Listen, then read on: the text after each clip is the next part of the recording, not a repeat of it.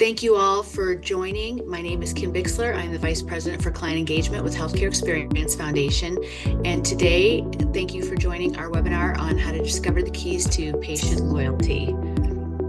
Our presenters today will be Dr. Rob Minkus, one of our physician coaches, and Katie Owens, who is the president and co-founder of Healthcare Experience Foundation. And we're going to start shortly with Katie kicking us off. Welcome, everyone. It's a privilege to be with you today and share the keys to how do we transform and revolutionize the patient experience. And so, as Dr. Minkus and I were preparing for our conversation today, really took to heart many of your feedbacks around and your priorities, where you feel like you're garnering success, where you feel like you're experiencing challenges. We're going to examine the key drivers of both the medical practice and acute care environments. And then we're going to apply some evidence-based strategies for ways that we see with our partner organizations that we achieve performance breakthrough.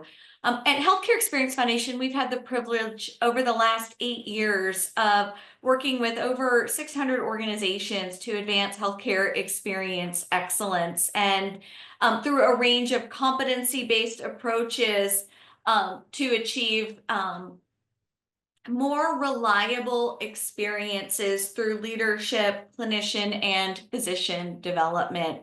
And you can see our coaching team is based across the country and focuses on a lot of different and diverse areas for improvement. The skills and the competencies that we are going to focus on today enables our participants who experience this competency development to improve 10 to 30 percentile points nationally with patient experience improvement through establishing deeper, trusting relationships with patients that then yield loyalty to us as individuals and as institutions. So welcome. We're really, really excited to have you here. If you can reflect on one word to describe the patient experience in your organization, what would that be? Jot that down for yourself, put it in chat, and then reflect on, is that a forward-thinking word? Is that a word that is optimistic? It is a word like, excellence? Is it high aspirations, or is it variable or frustrating or struggling?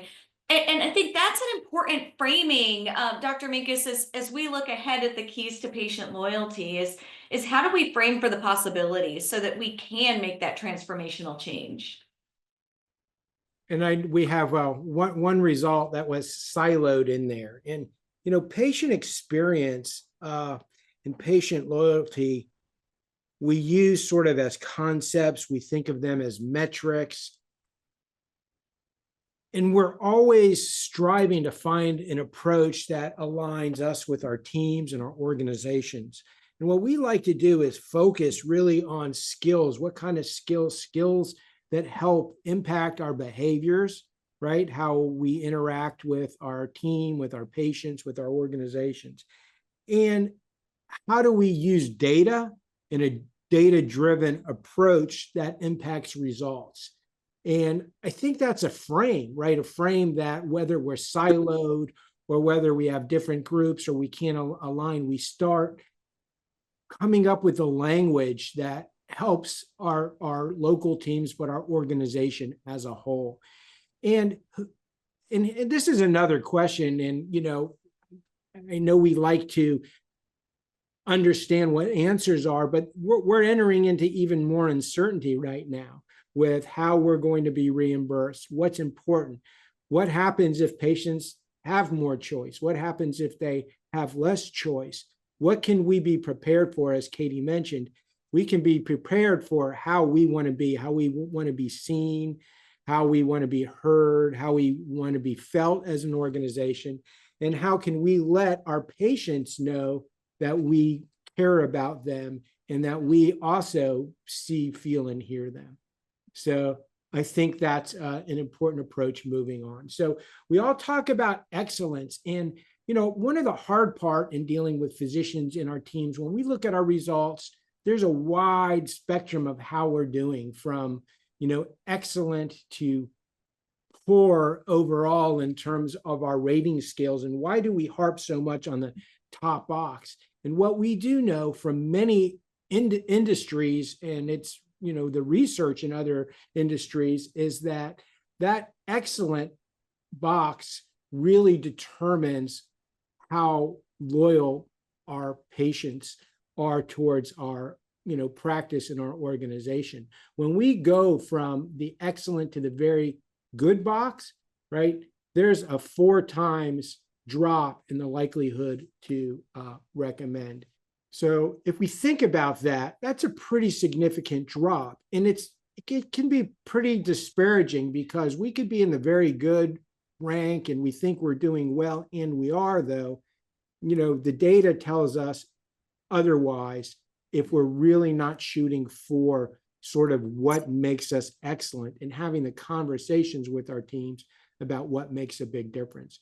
And again, we love data. We have the benefit of working with many organizations and with PRC to understand what drives patient loyalty and what our patients are looking for. We have data that helps us understand what drives engagement. And it's not necessarily whether we're doing well in these areas or not. There are targeted areas of energy in order to make the biggest difference. And it's not that all of the domains are not important, but if you look across the board, we have in an emergency setting, an inpatient setting, and a medical group setting, you could see, what drives patient loyalty across the continuum of care. And that's teamwork. And as a physician and a physician coach, that's not something we're trained in. We're not trained to function and operate as a team. And even to get that engagement and buy-in from all of our team members and across our organization in silos, it's important that we begin to have those conversations. And we might get a little bit of differences based on the different environment. And what's very interesting is, as physicians, we're there working, we're trained to work, and we're not always in the loop. Though when we understand it, and we understand it deeply, we're able to make more of a difference. And oftentimes, physicians will say, I'm doing everything I can. And my involvement as a physician coach and as a physician is that we don't have the skills and the tools, and then partnering and finding those tools to where I say, we're doing everything I can, yet our scores aren't doing very well overall as individuals or organizations. So when physicians say, what can I do? When you see these key drivers are, well, I show respect. Well, how do you know you show respect?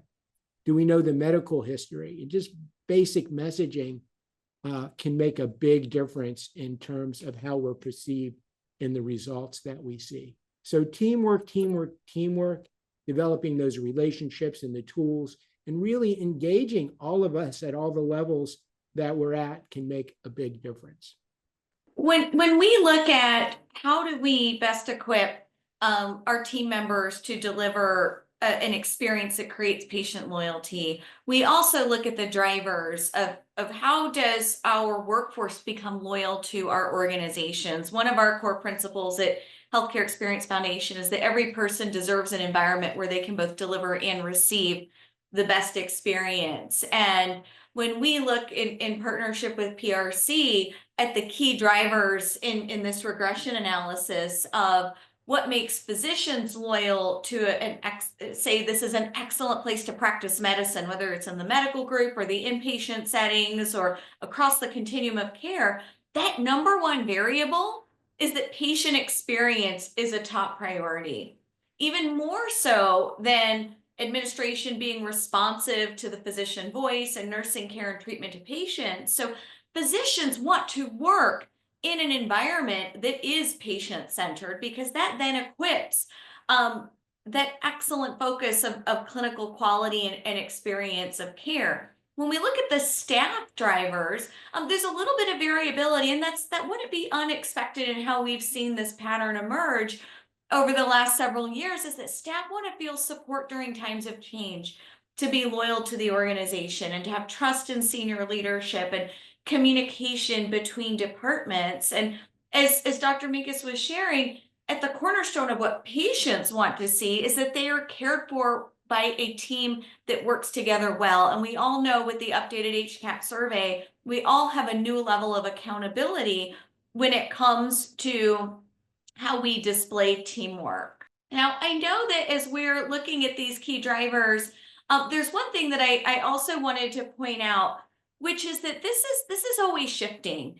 And as we are constantly learning new and better ways to deliver excellent care, we are always looking at, as employees and physicians and patients needs shift, that we are constantly using relationship rounding and other strategies to ensure that those voices are heard and acted upon.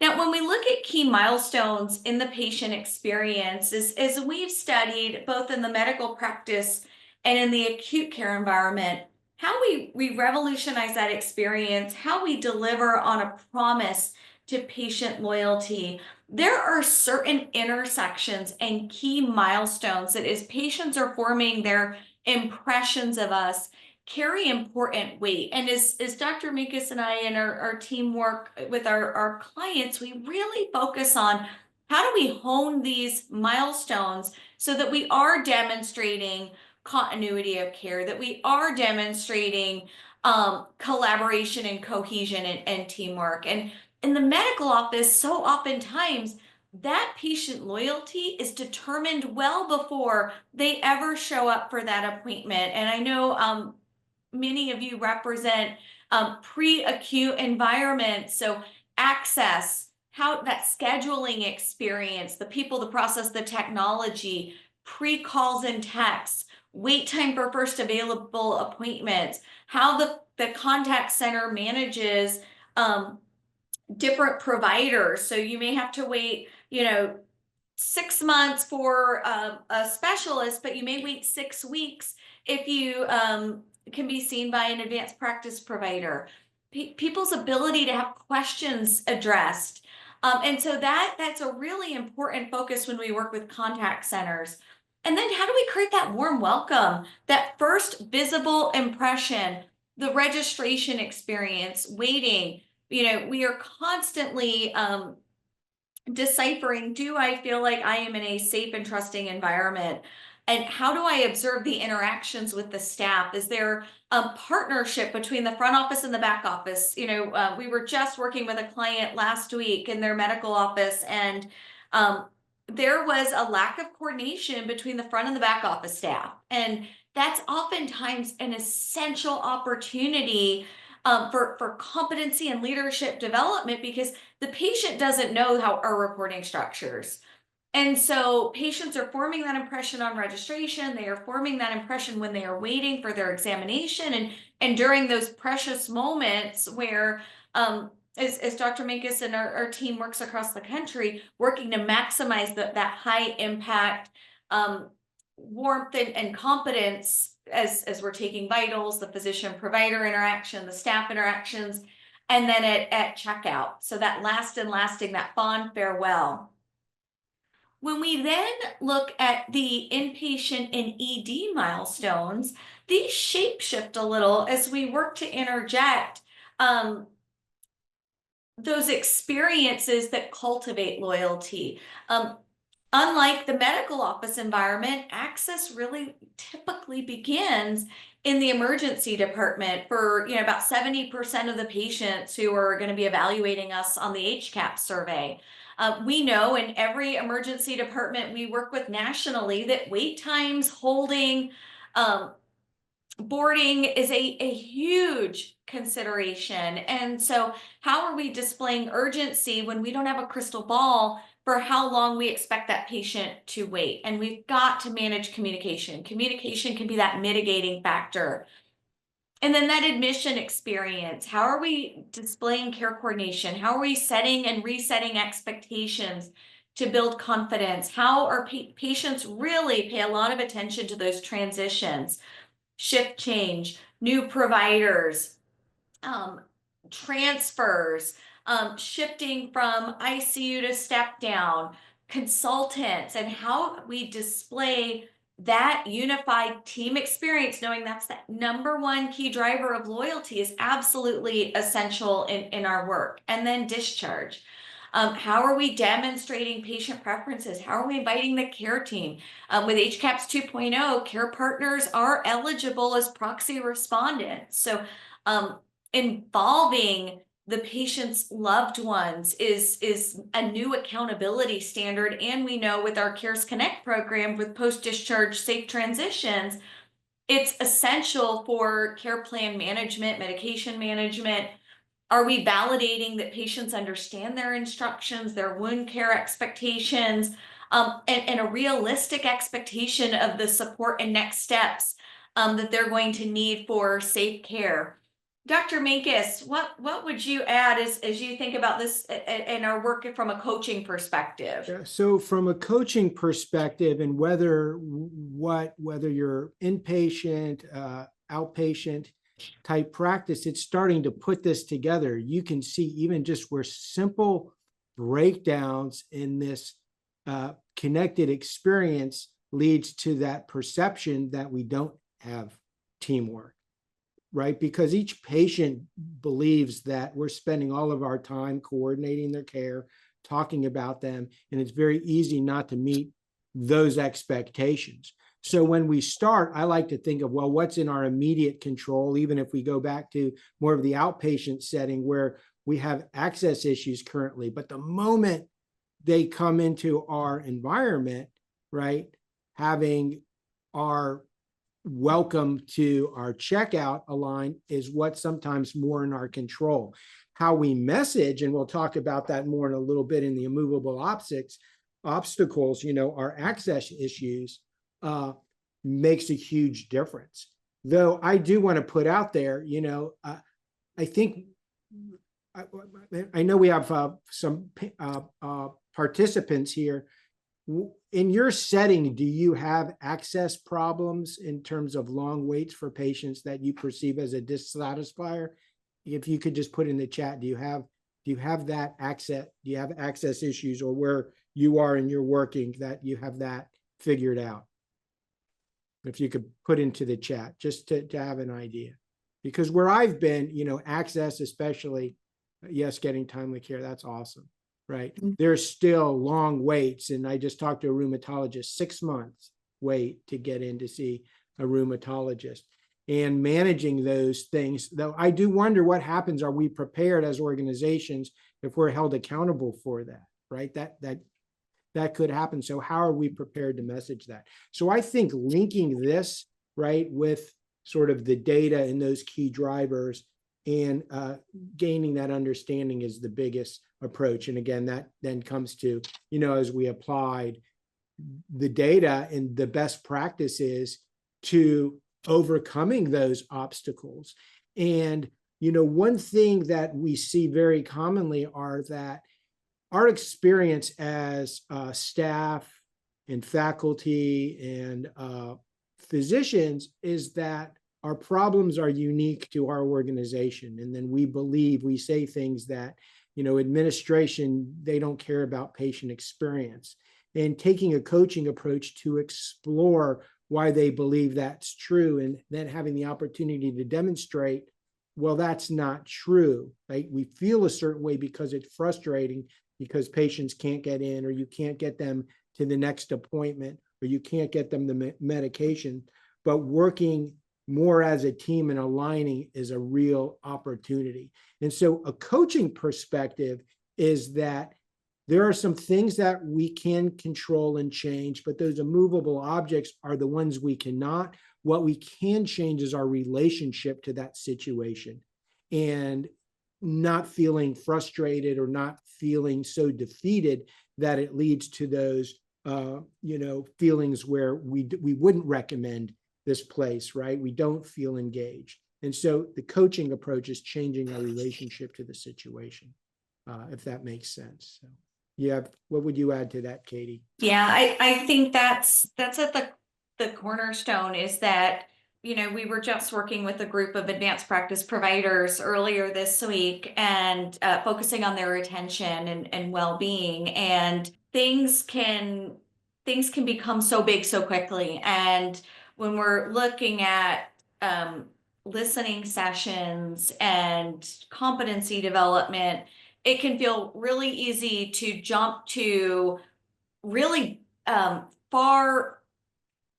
far-reaching, all-encompassing issues and problems that we can't rewind the tape to, medicine 6 years ago. But what we can do is focus on our relationship to these challenges and our focus on, all right, well, we may not be able to change these big things, but what can we change in the next 30 to 60 days that allow us to deliver better care for our patients and their loved ones? And I think that's where we change our relationship and where we provide our focus to navigating around those objects. And CARES is one of those foundational skills that we focus on, where we build competencies at the intersection of patient experience, loyalty, quality and safety, and health equity. And so we're going to do just a brief introduction of these skills, and it's certainly something we can provide more information on. But to improve trusting relationships with physicians and providers and registration staff and access and those every team member who wears a badge, we have to own that first impression to build confidence, to focus on making sure that patient feels reassured and safe in our care.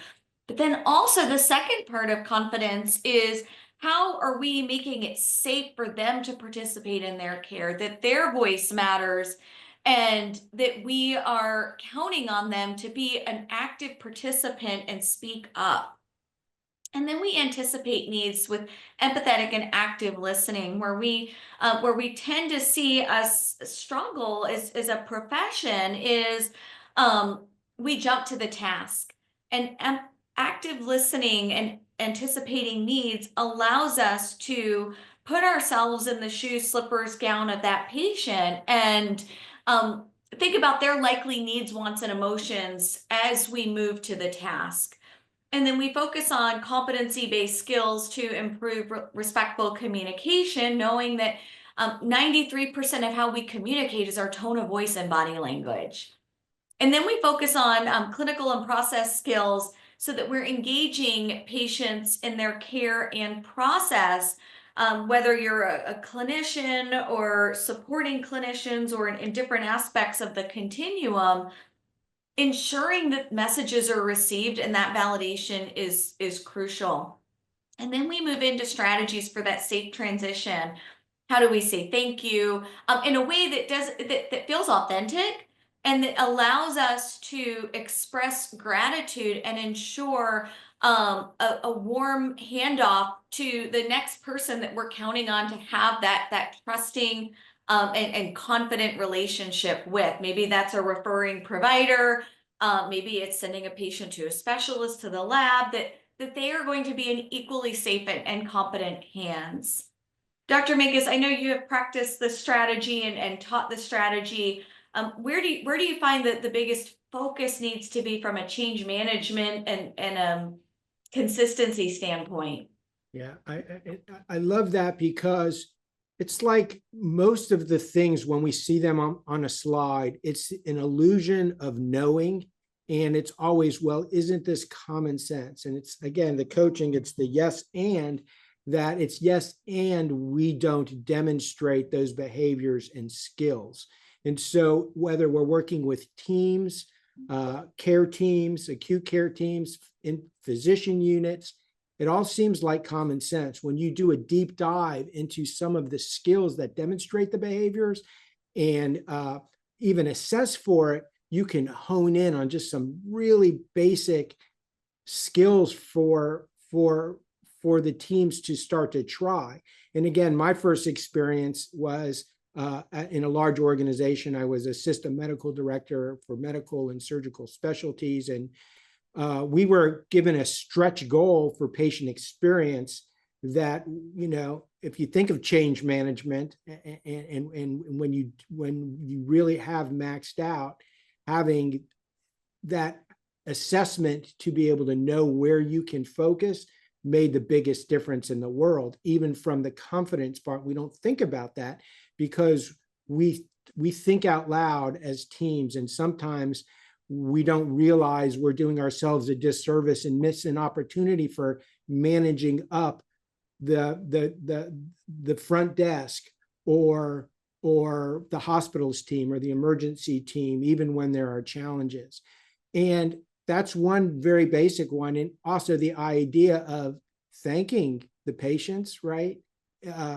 It doesn't seem like it would make a huge difference to the patients, but what I found are sometimes, and that's the coaching, what's the small step that you can do to make a big difference? So understanding that, getting beyond this, well, I'm doing everything and it's common sense, and understanding that these are behavioral skills, right? That we don't always have, or we're at different levels, and we can learn them, and we can coach ourselves and coach each other in making a really big difference.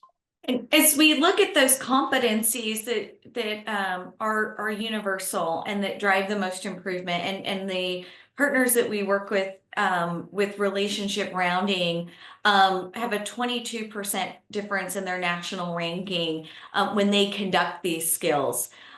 So how do we rebuild and restore relationships as leaders to trust but validate? If we say that we are committing to patient loyalty and it's a core part of our values and expectations, relationship rounding is the chassis. It's the central nervous system to ensure that the behaviors that we expect for our patients are occurring day to day. And so we look at the executive team and their conduct of relationship rounding, how we round with our employees and our physicians, and then where we see tremendous bedside care impact is how we round with our patients to build the relationship beyond the task, to influence their loyalty and to catch the moments where we do not produce loyalty, where we jeopardize the experience. And our next month webinar is focused on service recovery, because we know that when we are not always, when we lack the reliability we expect, that we have to be able to intervene, and patient rounding is that touch point to ensure in the environments with which we care for our patients to ensure that our staff are delivering on that promise. Our time together today, Dr. Minkus and I wanted to focus on, from a change management standpoint, how do we implement? What are some lessons learned from the field? And the first is that we start with our champions. I think it's so easy to feel like the lift is everyone all at once. And when we get the coalition of the willing, embracing this commitment to patient loyalty, that's where we get the momentum. Maintaining flexibility. Well, we have an 80-20 rule at Healthcare Experience Foundation. We want to have 80% universal expectations, but allow for that 20% of variability that we know gives leaders the ability to discern and evaluate the best way to implement in their care environments.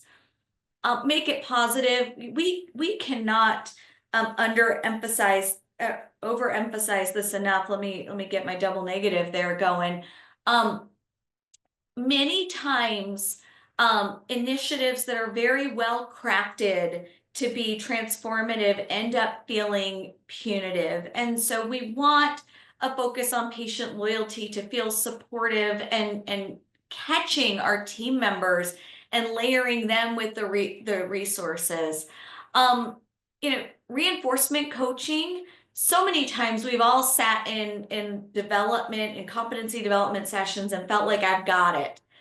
But then we are not able to implement. And the reinforcement coaching is where we catch those opportunities to tighten our practice. Keep the testimonials. we're starting with our champions. When we have team members that are willing to say, this is how I've been able to change my practice, and this is how I'm able to develop more trusting relationships with my patients, then that is helping us create more and more internal buy-in. We talk a lot about incentives and alignment, not necessarily economic incentives, but what we ask our team members to spend their precious daylight on, and their precious moments on their shift and in their practice. And multi-specialty teaming can be fostered. We can achieve the degree of consistency that the medical office or CG caps or HCAPs are asking us to accept as a stretch assignment. Dr. Minkus, where else would you focus here?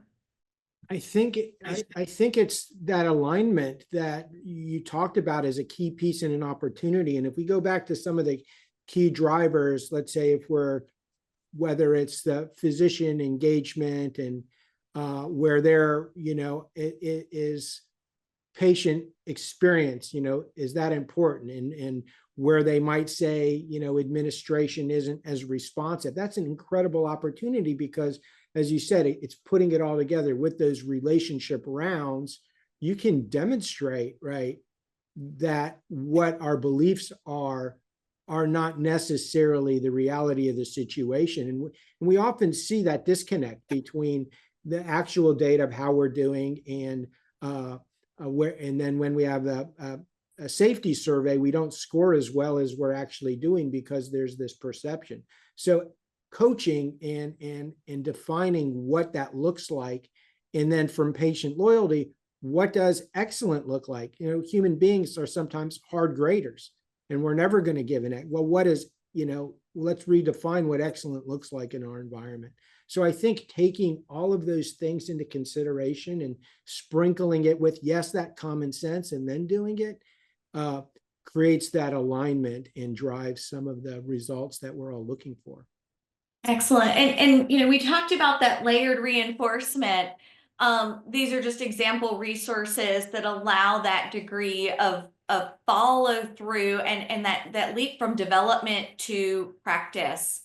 I know as we close out our time together, we want to make available resources to support you. We are getting ready to announce our year-end schedule, which feels premature to say as we're rounding into quarter two, but of our certificate programs. We invite you to our Healthcare Experience Matters podcast and our Healthcare Experience Academy, and we're glad to follow up with those resources. Goodness, thank you so much for your most precious resource, your time in joining us today. And if you have any questions, Dr. Minkus, myself, Kim, we will be very happy to follow up with you. And we look forward to continuing this journey with you.